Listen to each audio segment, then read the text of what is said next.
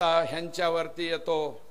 हे जे पहिलवान आणि इतर उमेदवार आहेत हे रनिंगचे आमदार आहेत, रनिंगवाले कुणीकडे भाषण करतायत, अरे स्टेजवरती शिवीगाळ करतायत। आज शिवीगाळ करता, अरे तुम्ही 5 वर्ष आमदार राहिले, आमदार माणसाच्या तोंडातून शिव्या यावा? अरे वास्तू शांती झाली तू। हे आज शिव्या येतात ह्यांच्या तोंडातून। फॉर्म भरायला आले तर खोडावर घाव घालतो, मुळावर घाव घालतो। अरे कुठं घाव घालतो? दगड म्हणजे कुऱ्हाड घेईन त्या काळ्या शेतात जाऊन घाल ना, कशावर घाव घालायचं? इकडं कुठं घाव? आमच्यावर घाव घालायला तुला 2-4 जन्म घ्यावा लागतील। तेवढ्या बाबतीत नादच करायचा नाही, कुणीच नाही करायचा। आणि 5 वर्षात एकाही गावाला आले नाही ताई साहेब, हे त्यांना गावच माहित नाही। 5 वर्षात कोणत्या तरी गावात आलेत का? आता निवडणूक लागल्यावर नारळ हाणायला आले। कशाचं नारळ हाणते? 3 लाखाचे काम। अरे वा, कोणतरी रामराम 5 वर्षात केला का? रनिंगवाले कुणी गावकरी रामराम करते, हे करत काय गचक? ऐकूया ना? हा, अरे बाबा खोड तर सोडा, मी म्हणलं पाल्याला बी हात लावू शकत नाही। आणि हे देवस्थान अमक तमक वरती बोलतात। अरे तुमच्या 3 पिढे 700 एकर जमीन तुम्ही दादेगावच्या रामाची खातात, हे का लोकांना सांगत नाही? 700 एकर जमीन पैकी 350 एकर जमीन फक्त आमदार आजबे यांच्या घरात आहे, हे का सांगत नाही? आता होईल ना, देवस्थान सुद्धा कारवाई करायला निघाले, काही दिवसात ते बी होईल। होऊन जाऊ द्या। लय गंमत पाहिली तुमची शरद पवार आणि ठाकरे, उद्धव साहेब आणि पवार साहेबांच्या सरकारच्या काळात। 2.5 वर्ष प्रयत्न केला, जंग पछाडलं। धस कुटुंबियावरती गुन्हे दाखल झाले पाहिजेत, धस कुटुंब जेलमध्ये गेलं पाहिजे। याचे सगळ्याचे मास्टर माइंड असीम सरोदे सारखे वकील संभाजीनगरला येऊन माझ्या विरोधात प्रेस घेतात। ते फार मोठे वकील आहेत। 5 लाख रुपये त्यांची फीस एका व्हिजिटची असती। 5-5 लाख रुपयाचा वकील कोणी आणला? हे जरा ओळखून घ्या। हे अशी ह्यांची नीती आहे, हे अशा बुद्धीचे आहेत, हे अशा वृत्तीचे आहेत। आणि मी चुरून खाल्लेलं ऐकलं, चाटून पुसून खाल्लेलं ऐकलं। गौतम नाना, ह्या 5 वर्षात तुम्ही खाल्ले ना, तुमच्या गाववाल्यांनी परात फोडून खाल्लेलं मी ऐकलं नाही।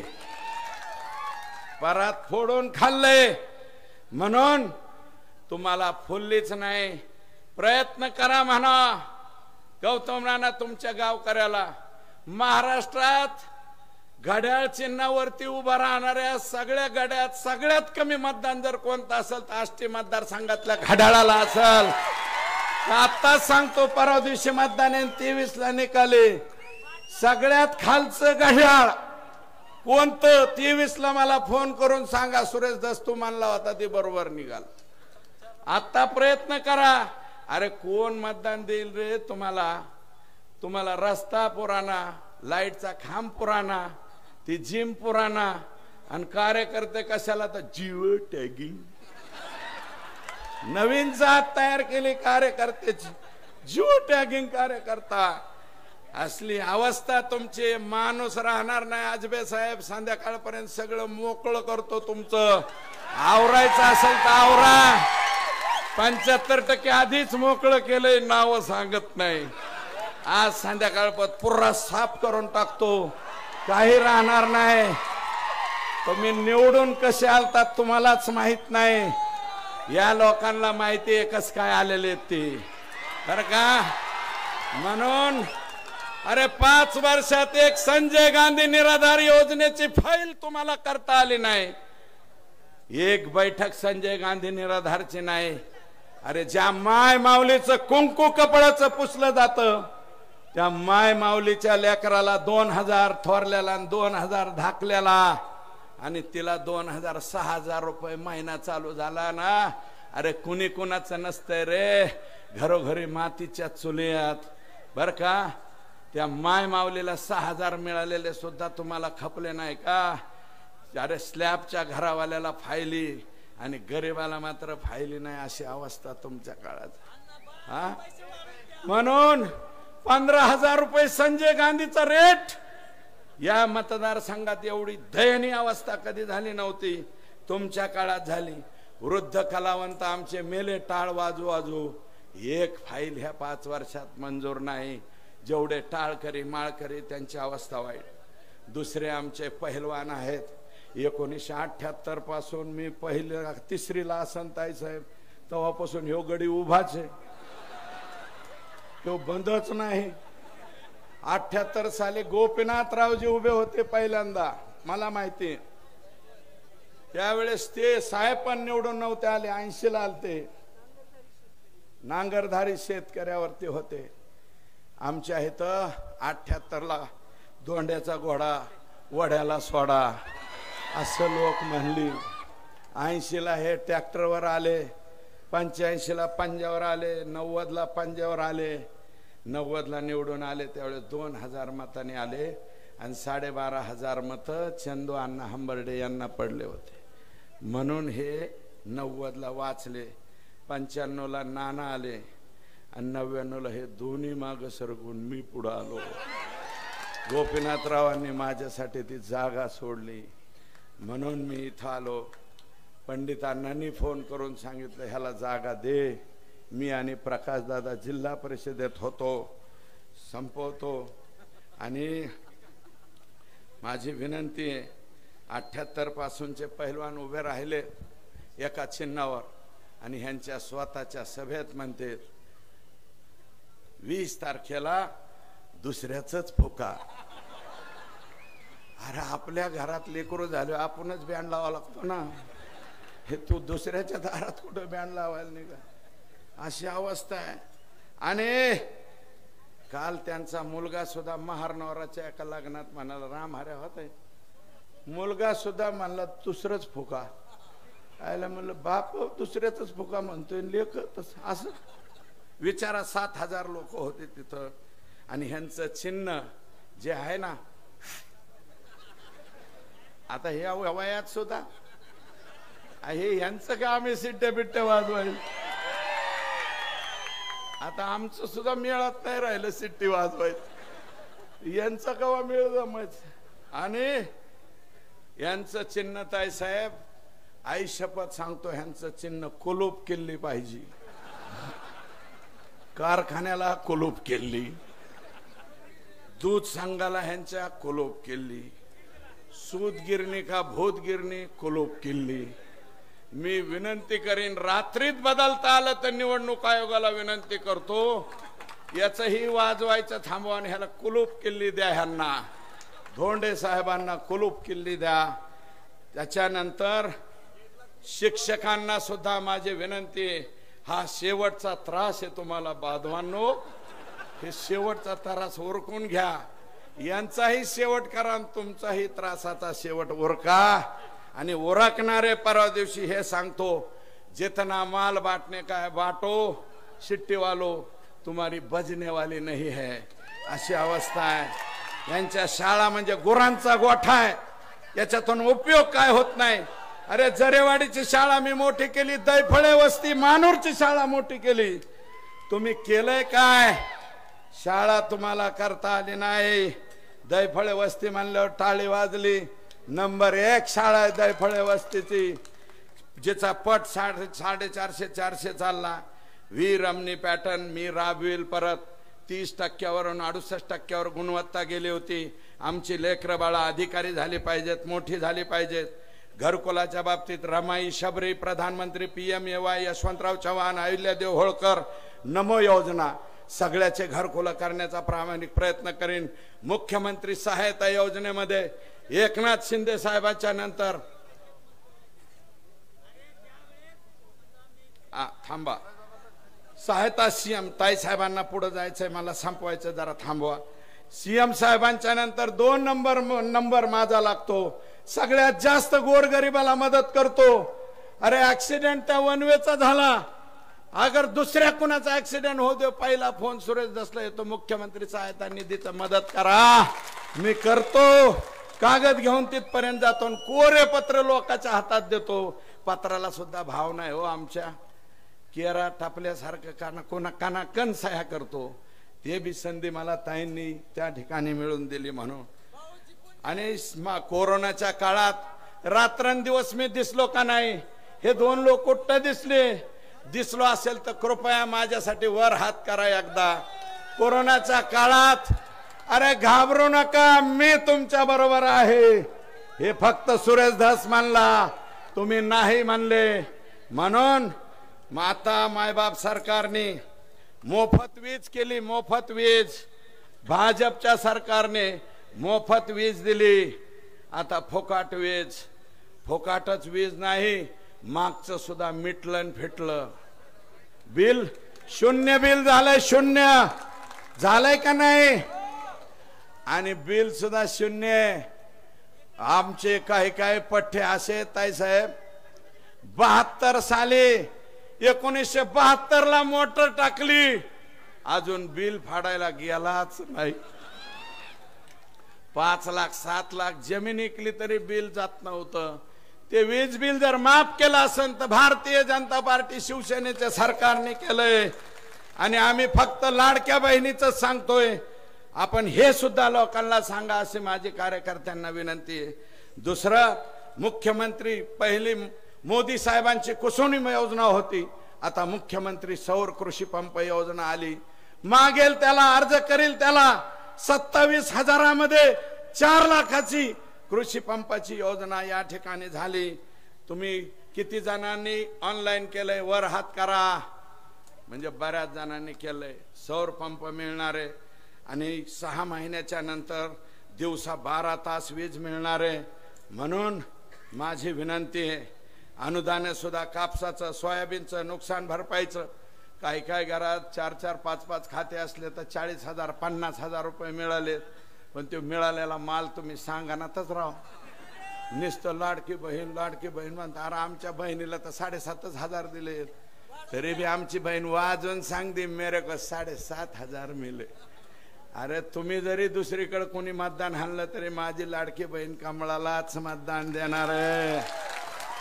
आणि माझी विनंती, या तालुक्यात आता पाणी वाढले, पहिले परिस्थिती नव्हती, म्हणून मी एक खाजगी इन्व्हेस्टर आणला आणि पुढच्या 2 ते 3 महिन्यात मी साखर कारखान्याचं सुद्धा काम सुरू करतोय।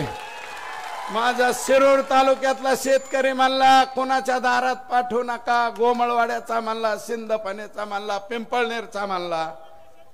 हा एका शेतकरी इथंच आहे।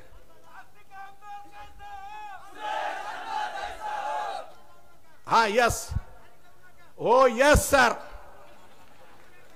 यस करतो, कारखाना सुद्धा उभा करतो।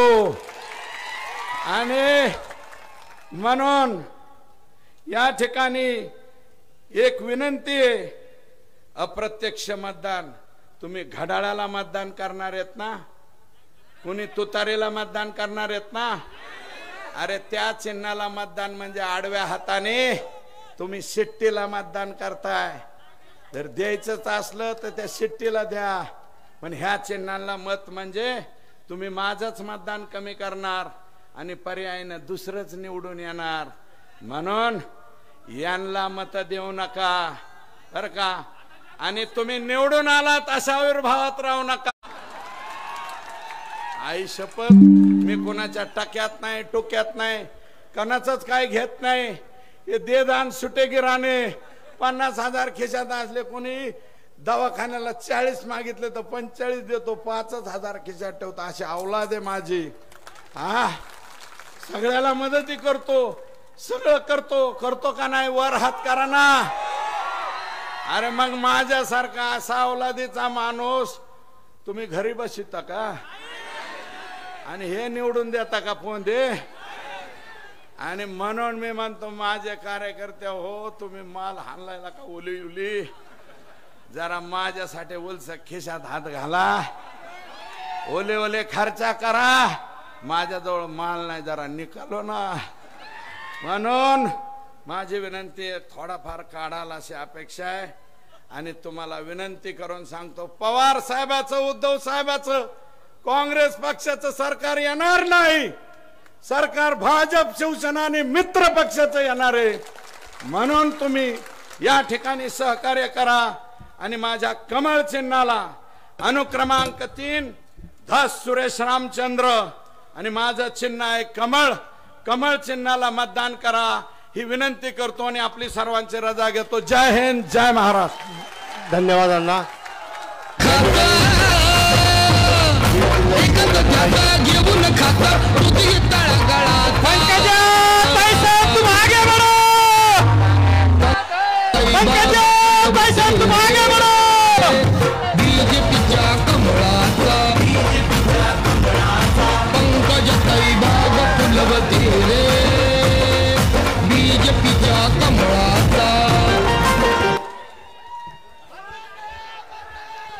साहेब अमर रहे, हम तुम्हारे साथ हैं.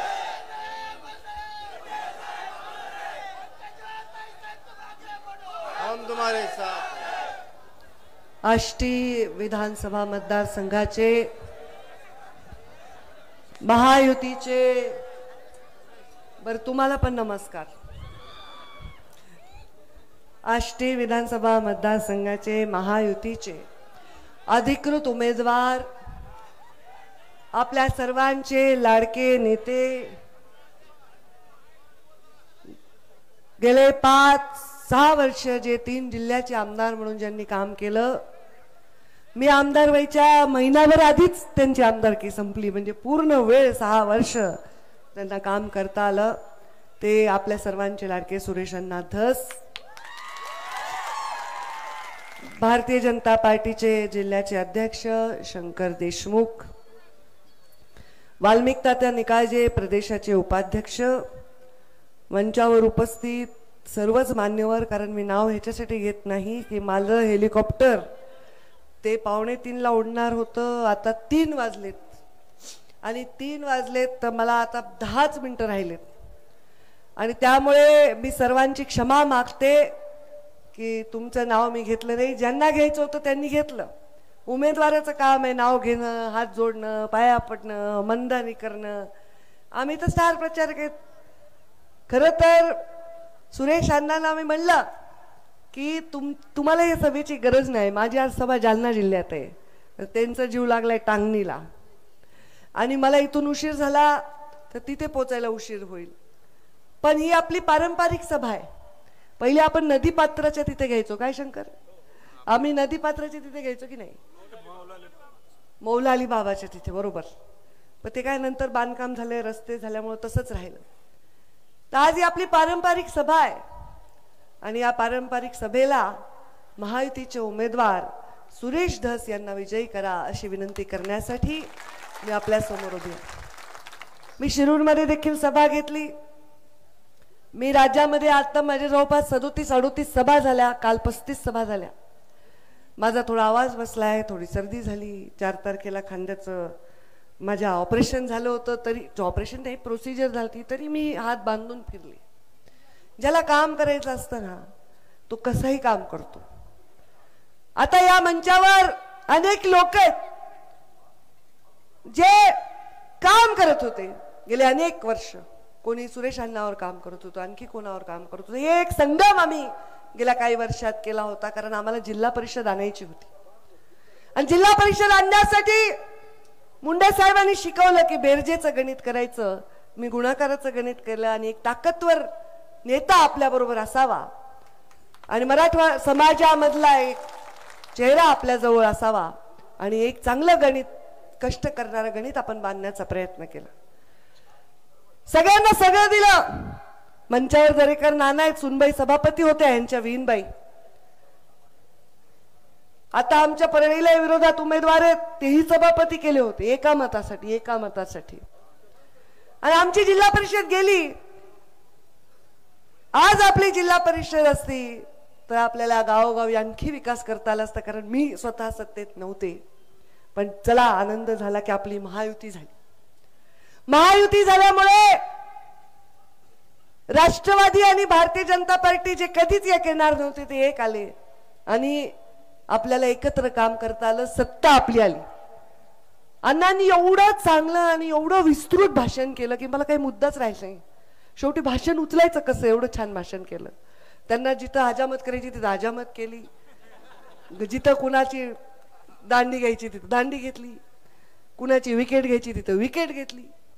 विकासाचं सगळं सांगितलं, खुंटेफळ पासून ते संजय गांधी निराधार पर्यंत. काही मुद्दाच माझ्याकडे शिल्लक नाही.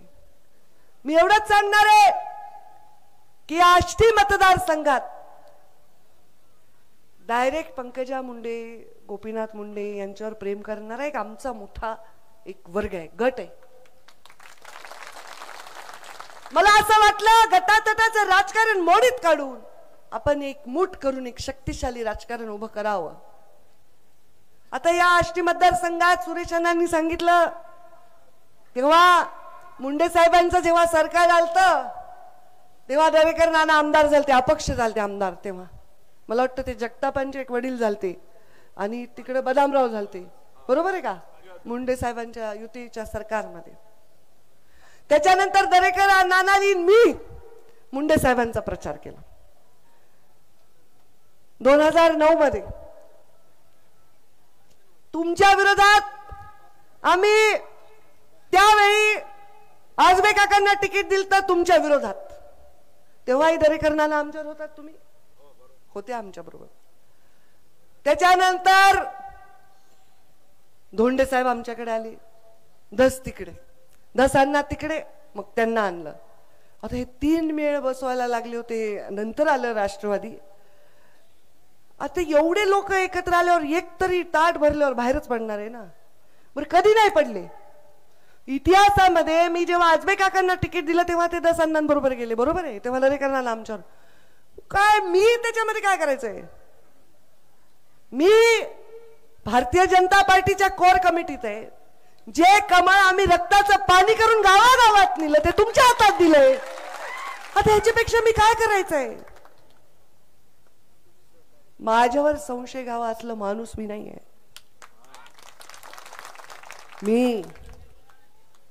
मी खूप निवडणुका बघितल्यात. साडी घालते म्हणून मला अक्कल नाही असं समजू नका. कोण कधी बोलतंय, कोणत्या मंचावर काय भाषण करते, माघारी काय करते, हे सगळं कळते. 25 वर्ष 22 वर्ष राजकारणात आहे मी. पण या आष्टी मतदारसंघाचं राजकारणच असे. पुन्हा हे गळ्यात गळे घालून फिरतात बरं का मतदान झालं. हे कौतुक आहे, मला यांचं कौतुक वाटतं. मी एवढंच सांगेन की हा राष्ट्रीय पक्ष आहे, जोक नाहीये. मी पण उमेदवार म्हणून उभे होते. अण्णा, तुम्ही वाईट म्हणून कशाला घ्यायलात? मी उमेदवार म्हणून उभे होते. काम करणारा नसलं तरी मत देणाऱ्यांनी दिलेच ना वाईट, उलटे. आता कामाचं राजकारण राहिलंय का? पण धावून जाणाऱ्या माणसाच्या पाठीमागे तर तुम्ही राहताल ना. जो माणूस गरिबाच्या धावून जातो मदतीला, जो माणूस कुणाचं काही वाईटच नाही करायचं ना. मला काय, माझं जेव्हा मी उभी होते ना अण्णा, ते राष्ट्रवादीची युती झाली, ते कुणीच म्हणले नाही की पंकजा मुंडेला आक्षेपच आहे आमचा. कारण मी कधीच कुणाच्या फाटक्यात पाय घालत नाही, कुणाच्या ग्रामपंचायत मध्ये नाक घातलं नाही, कुणाला चौकशा लावल्या नाही, कुणावर केसेस केल्या नाही. मला असलं राजकारणच आवडत नाही. कामावर बोला, पक्ष वाढवा, शक्ती वाढवा. त्यामुळे हे राष्ट्रीय पक्ष आहे, जोक नाही आहे, गंमत नाही आहे. आणि आलेत ना आमचे सगळे इथे. हो विजूभाऊ, पायामुळे खाली बसलेत. लागा, काम करा उद्यापासून, आजपासून कामाला लागा. आता मनस्थिती एक दिवस राहिला आहे आणि मला जिल्ह्यामधली, राज्यामधली मनस्थिती चांगली वाटायली. बघा, मी सांगते तुम्हाला, मीडिया पण माझ्याशी सहमत असेल. कारण या राज्यामध्ये महायुतीचं सरकार येणार आहे. महायुतीचं सरकार येणार आहे. महायुतीचं बळ वाढवण्यासाठीच आपल्याला मतदान करायचं आहे. 20 तारखेला मतदान आहे. सुरेशांना म्हणले ताई तुम्ही काहीच भाषण करू नका हो जास्त, नुसतं हेलिकॉप्टर या. कुठे गेले? अरे उभे होते. मला काय म्हणले, नुसतं तुमचं हेलिकॉप्टर येते, त्यांचा एक शब्द आहे बोईंग काहीतरी शब्द वापरत येते, ते आलं लँड झालं, तुम्ही नमस्कार म्हणल्या की काय म्हणते ते जय हिंद जय महाराष्ट्र, पुढे काय शब्द आहे, काहीतरी एक शब्द वापरते ते काय काही म्हणते ते, त्यांची स्टाईल आहे. जय हिंद जय महाराष्ट्र कार्यक्रमच होते म्हणजे आमचं. मग आता माझा मी इथे हेलिकॉप्टरने आले, मी सभा दिलेली आहे आणि मी महायुतीच्या उमेदवार सुरेश धसांना आपण सर्व पूर्णपणे सहकार्य करून मोठ्या मताधिक्याने विजयी करा असं आव्हान करत आहे. मला आता इथलं माहित नाही की काय झालं, तिकीट पहिल्या ह्याच्यात झालं नाही झालं, आता झालं गेलं, गंगेला मिळालं तिकीट, झालं मतदान, आलं उद्या तोंडावर. तरी आता माझी अशी पंचायत झाली आहे ना, मी जर आता असं केलं ना, म्हणजे मी गॉगल घालून आले आणि कुणाचं जर गॉगल चिन्ह असेल तर लोक म्हणतात बघा ताई गॉगलचाच प्रचार करायला. मी म्हणलं उशीर व्हायलाय, हेलिकॉप्टर लगे हा घड्याळ, मला चहा पिला आता, मी कुणा कुणी म्हणाल कब्बशीच आहे. माझी पंचायत झाली, मी काय जिल्हा परिषदची नेता आहे काय? हे जिल्हा परिषदचा खेळ, मी जिल्हा परिषदेला कमी नाही समजत, हे निवडणूक सिरियस निवडणूक आहे आणि मी काही चिल्लर नेता नाही ना. स्वतः उमेदवारांनी सांगितलंय, धोंडे साहेबांनी, की मला आधीच ताईंनी सांगितलं होतं तुम्हाला तिकीट नाही, त्यांनी सांगितलंय. त्यामुळं काय आता त्यांच्याकडे काही लोक असणारच आहेत, ते आधी जोडलेले आहेत त्यांना. तरी आता आम्ही आमचे कामाला लावले, तुमची स्वतःची शक्ती आहे, त्यात पुन्हा माझे इथं लोक कामाला लागलेत, काय पाहिजे आपल्याला? आता मी काय कमी शक्तिशाली होते? या वाष्टी मतदारसंघात मुंडे साहेबांना पण 40-40 हजाराची लीड मिळालेली, आता मला 32 हजाराची लीड मिळाली. एक 10-5 हजार कमी जास्त नसते झाले तर आपली सीट लागलीच होती. 5-10 हजार परळीमध्ये 10-5 हजार इथं वाढले असते तर आम्हाला कळत होतं की गेवराईमध्ये आष्टीमध्ये वेगळी परिस्थिती आहे. पण आता ते विषय झाला, इतिहास जमा. आता भविष्याकडे बघा. मला असं वाटतं बाबा माझे चांगले दिवस आहेत आणि माझे चांगले दिवस असतील तर मला असं वाटतंय की तुम्हाला असं वाटतंय की जिल्ह्याचेही चांगले दिवस येतात. मी काही कुणाचं वाईट केलेलंच नाही. ज्याच्या जीवनामध्ये जो शब्द दिलाय तो पूर्ण केलाय. सुरेश आंदेला म्हणलं होतं 3 जिल्ह्याचं आमदार करते, केलं. मी केलं म्हणजे एकटीने नाही केलं, त्यांचे 40 मतं होते म्हणून केलं. मी काय असं उगाच खोटं बोलणार नाही. पण मी पाया पडले मधुकरराव चव्हाणांच्या, बसवराज पाटलांच्या, प्रत्येक दुसऱ्या पक्षाच्या लोकांचे पण जाऊन पाया पडले. एकदा मनावर घेतलं तर घेतलं. पण काय झालंय मी तुम्हाला सांगते, लोकांचं थोडस मन हे झालंय, आंबट झालंय. कारण त्या माझ्या लोकसभेमुळे मी उभीच राहिले नाही, उगाच उभी राहिले असं झालं. इतकं जिवारी लावून घेतलं. इथं मेले रे ते पोरं, आत्महत्या केल्या. इथं सुरेशांना आम्ही सगळेच गेलतो भेटायला. आता मी हेलिकॉप्टर मध्ये बसत होते अण्णा, आणि माझ्या कंपाऊंड गोपीनाथगडाच्या पलीकडे कंपाऊंड वॉल म्हणून एकदम आवाज आला, छोटासा नाजूक. लहान लेकर कशा ओरडत तसं ताई म्हणून इतका तो पोटातून ओरडत होता. मी वळून बघितलं तर आमच्याकडे एक तांडा आहे कंपाऊंड वॉलच्या पलीकडं. त्या तांड्यावरचा मुलगा भिंतीवर चढून मला हात दाखवत होता. मी शपथ सांगते माझ्या डोळ्यात पाणी आलं. काय त्या लेकराला आहे, त्याच्या ताई म्हणून जी किंकाळी त्याने फोडली ना, अशी हृदयाला भिडली. राजकारणामध्ये पराभव पचवण्याचं माझ्याकडे काय औषध आहे मला माहित नाही, पण मला लोकांना झालेलं दुःख पचवत नाही. तुम्ही जे जीव दिला त्याच्यामुळे जीव माझा सगळ्यांचा दुःखी झाला. तुमच्या चरणी मी ती आमदारकी वाहते जी मला मिळाली आहे पक्षाकडून. आणि त्या आर्त किंकाळीने ज्यांनी मला आवाज दिला, त्या दांड्याला मी लहानपणापासून बघते. आधी कुडाचे घर होते, मग भिंतीचे झाले, मग चांगलं छत झालं. तिथं रस्ता नव्हता. मी प्रचाराला मुंडे साहेबांच्या 2004 पासून गेले. अक्षरशः एवढं माझं ते गोटे भरून चिखल नुसता. मी जमीन आमच्या कारखान्याची देऊन मीच रस्ता बांधला, कारण तो रस्ता कशातच बसत नव्हता, मी बांधून दिला वैयक्तिक त्यांना. लेकरांची शाळा नव्हती, अंगणवाडी करून दिली. काहीतरी करतं ना माणूस राजकारणामध्ये लोकांसाठी चांगलं. या लोकांचं जीवन बदलू शकतो अशा बकांड्या जर कोणी मारल्या मी, तर ते काही योग्य नाही, ते होऊ शकत नाही. लोक म्हणतात ऊसतोड कामगारांचं आयुष्य बदलला. विरोधक म्हणतात ऊसतोड कामगारांचं आयुष्य बदललं का, ऊसच तोडायलेत. आता कसं शक्य आहे? या देशामधल्या गरीबाला श्रीमंत करता येईल का अशा जादूची कांडी फिरवून? निवडणूक हाताळता येईल, जय पराजय हाताळता येईल, पण जादूची कांडी फिरवून गरीबाला श्रीमंत कसं बनवता येईल? पण गरीबाच्या बद्दल असणारी माया ती तर खरी असते ना. गरीबाच्या मदतीला धावून, सामान्य माणसाच्या मदतीला जाऊन, त्यांच्या अडचणीमध्ये सामान्य माणसाच्या जाऊन काय 25 वर्ष खर्च केले चुकलंय का? चुकलंय का? सुरेश अण्णा 99ला तुम्ही आलात, मुंडे साहेबांनी पहिल्यांदा तुम्हाला कमळ हातात दिलं, त्याच्यानंतर आता मीच दिलंय. कारण मधले 5 वर्षापूर्वी 10 वर्षापूर्वी मुंडे साहेब वारले, तुमचा पराभव झाला. त्याच्यानंतर मागच्या वेळी माझा शब्द होता, मी धोंडे साहेबांना तिकीट दिलं आणि मग ते नाही जिंकू शकले.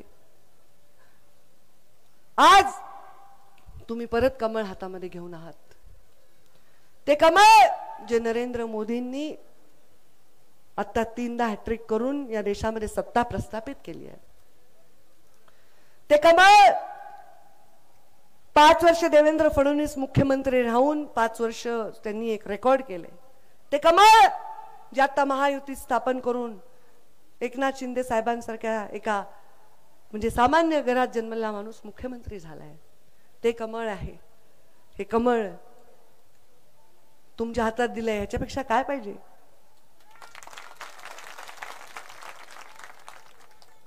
लोकांच्या दुःखावर फुंकर घालून, त्यांच्या पाठीवरून हात फिरवून बोललं तर मतं मिळतील. आणि तुम्ही ते करायलात, मी बघायले. गावागावात चाललात, कष्टाला तर तुमचा कोणी हातच नाही धरत. मी कधीच म्हणलं नाही कामाला भूत, माणूस कामाला भूत असं, मी पण तशीच आहे. मला रिकामच नाही बसवत. मी घरी जर असले ना, तुम्ही बाया तिकडे आता 1-2 मिनिटच घेते, माझ्याकडे वेळ नाही. घड्याळ बघायला म्हणजे मला हेलिकॉप्टरने जायचंय. तर मी घरात असले ना, मी कधीच शांत बसत नाही. मी स्वयंपाक करते, मी कपाट आवरते. आपल्याला असतं ना साड्या सगळ्या लावून ठेवा, आवरून ठेवा. शांत नाही बसू शकत मी. सतत कर्म केलं पाहिजे, सतत काम केलं पाहिजे, तर माणूस जिवंत राहतो. मग पद मागे आहे नाही मागे आहे आणि फरक पडत नाही. लोकसभेबरोबर मागच्या वेळी निवडणूक आली आणि म्हणून तुम्हाला पराभवाचा सामना करावा लागला. मलाही सामना करावा लागला 19 मध्ये, मला आता सामना करावा लागला. पण आता मला वाटतं ते वातावरण तसं नाही राहिलं.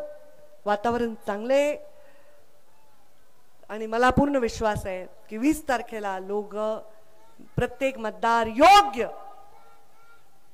विचार करून घराच्या बाहेर पडून योग्य निर्णय घेईल आणि सुरेश अण्णांना विजयी करण्यासाठी आपला मूल्यमत देईल.